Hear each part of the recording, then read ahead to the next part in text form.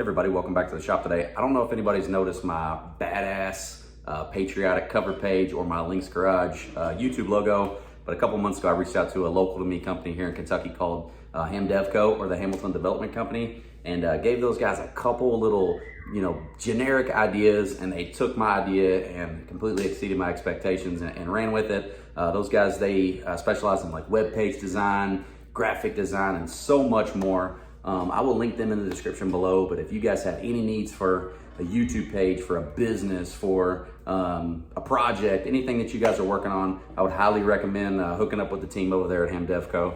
They completely blew me away. So I'll put all that information in the description below, and if you do check them out, make sure that you tell them that Links Garage sent you. So what are we gonna be working on today? Today, we're gonna be working on our 2022 Suzuki DRZ400 Supermoto. It's something we've worked on a couple times in the past, but this one's gonna be a little bit different. Let me show you. Oh, that stock headlight. I know we've put the Oxydo LED bulb in there, and that has served us well. But today we're gonna do something a little bit different. It's over there on the workbench in that package right there. Let's go see what it is. All right, in this package is an entirely new headlight assembly. No, this is not some crap from Amazon, unlike my stupid ass KTM thing that we tried over there that never worked. This is from JNS Engineering. If anybody knows anything about JNS Engineering, they are some badass dudes. So here's some instructions, some hardware, and let's unwrap this light itself. All right, this is from JNS Engineering because they custom make all this bracketry. Yes, this is the, you can see it right there. This is the Morimoto, which is known for making some of the best, actually the best 4x6 sealed beam LEDs out there. So this was not a cheap one. This was actually pretty expensive, about 300 bucks I think for this. So hopefully this setup is worth it. Let's see what we got to do to get this bad boy on the bike. Okay, as always, tools you might need. You can do this with just a Phillips screwdriver, a ratchet, and a 10mm. You probably will need a razor knife. I'm probably going to use a tape measure, and I'll end up probably just using the Milwaukee for everything here anyways. But with that being said, let's go ahead and get this factory light off the bike. Okay, you guys have seen this headlight shroud come off a million times, but if you're brand new and you don't know anything about it, it's just 3 Phillips screws.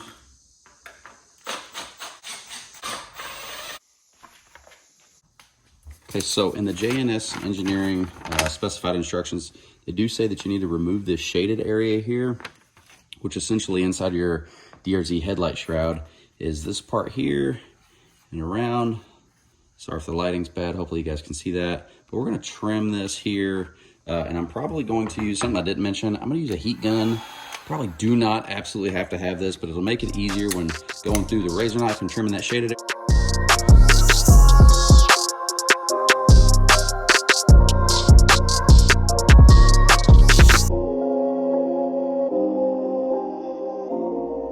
Okay, so we got our shroud trimmed up. We cut some parts out of there.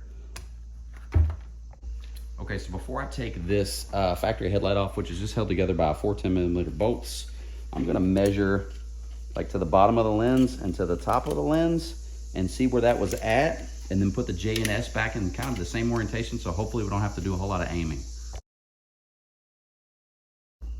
I did just go ahead and write down that the top is about 5.5 inches out from that fork tube, and the bottom is about 3 3/4 inches out. And when we mount the JNS Engineering headlight up, we'll try to put that in the exact same position. So hopefully our beam pattern and everything will be roughly in the correct orientation. We won't have to do much adjusting. Now the only thing we're going to do is remove these 4 10mm bolts. And your headlight assembly should be free. Okay, once you've got that all free, you can pull your headlight assembly out. You will have to undo your wiring, and then you will have a rubber boot there to keep the moisture out. We're gonna remove all that. Now your factory headlight is out of there. Okay, the next thing we're gonna do is we're gonna put in our JNS Engineering Morimoto LED. We wanna make sure that that Morimoto logo is facing towards the top, because that's the top of the light. And they give you a lot of wire with this one, which is nice.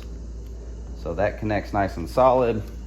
And then JNS does supply these 10mm bolts here. I'm just gonna put 2 in the bottom. Fits in the bracket nice. Actually, I'm gonna put 1 up top right here. You're supposed to put it in the bottom first, but I'm just gonna put that there for a second just to hold it.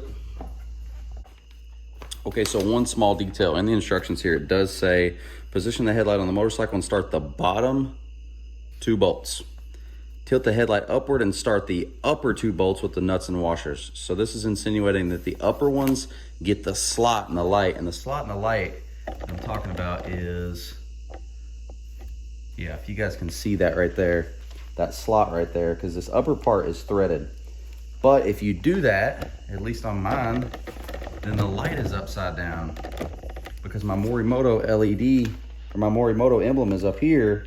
And that's the way even on their website it shows. So I don't know if maybe my bracket is upside down. It really shouldn't matter because I can still do everything that I need like this.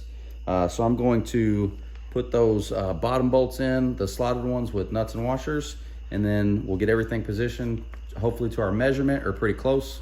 Let's get that shroud back on. And then I won't tighten anything down until we get our measurements, but I'll do the exact same thing on the other side. Okay, there we go. And these are 10mm as well. Not quite 3 3/4. It's not quite 5 1/2. I don't think this is as deep as the factory, but I think that angle looks pretty good. If we need to adjust it, we absolutely can. So I'm gonna tighten the 2 upper bolts on both sides. Okay, and then I'll get my 10mm wrench here, and then we should be able to go up underneath. Now the only thing we have to do is put our headlight shroud back on. So let's get this on.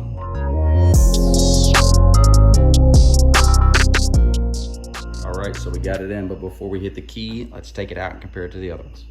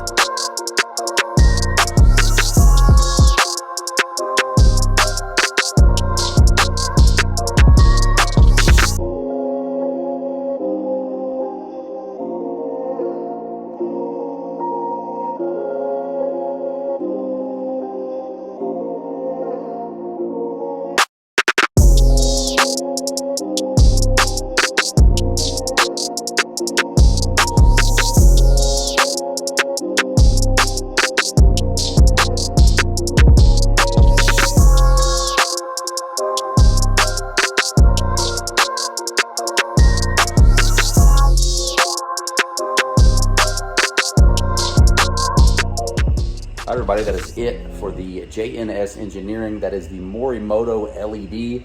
Hopefully the video did it justice because that thing is incredibly bright, much brighter than the Oxydo LED bulb and the standard halogen.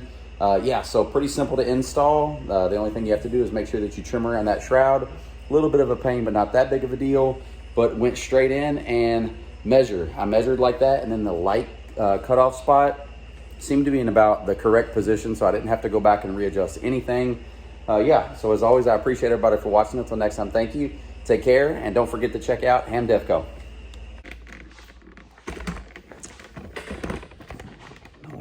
On.